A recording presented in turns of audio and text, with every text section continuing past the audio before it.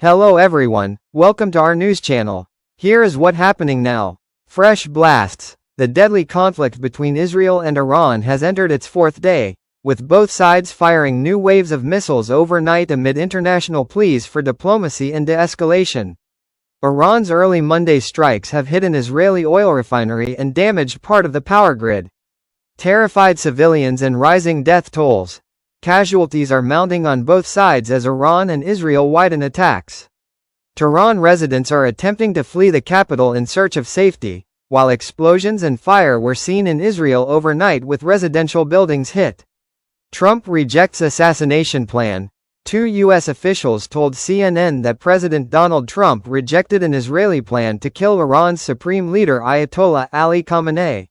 Israeli Prime Minister Benjamin Netanyahu denied reports of such a plan. Weeks to go. Israel's operation against Iran is expected to take weeks, not days, and is moving forward with implicit U.S. approval, according to White House and Israeli officials.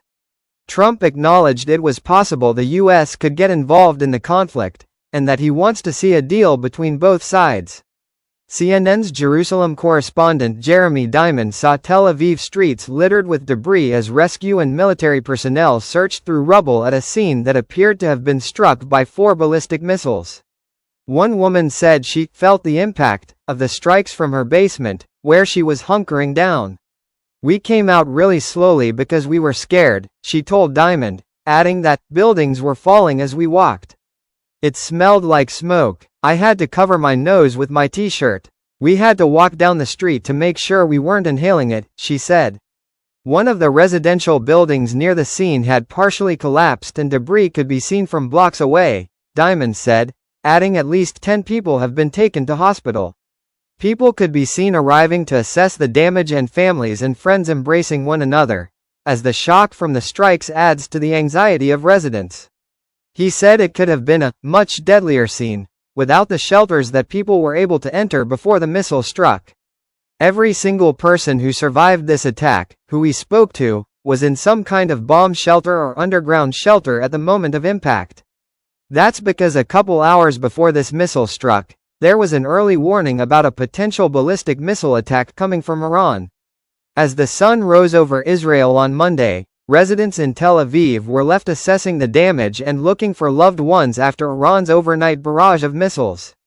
At least 5 people died from the overnight attacks, raising the toll to 17 killed in Israel since hostilities began 4 days ago. Iran's continued missile strikes on Israel are showing Tehran forces can regroup even after Israel killed multiple military commanders in its initial attack, an analyst told CNN. The Israelis, underestimated the Iranian ability to regroup after the Israelis very successfully targeted the top leadership of the Iranian military and managed to kill several of them, said Trita Parsi, vice president of the Quincy Institute for Responsible Statecraft.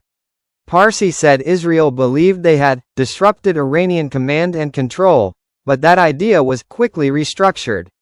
"What we are seeing now is that Iranian missiles are successful in penetrating all layers of Israel's air defense systems," Parsi said.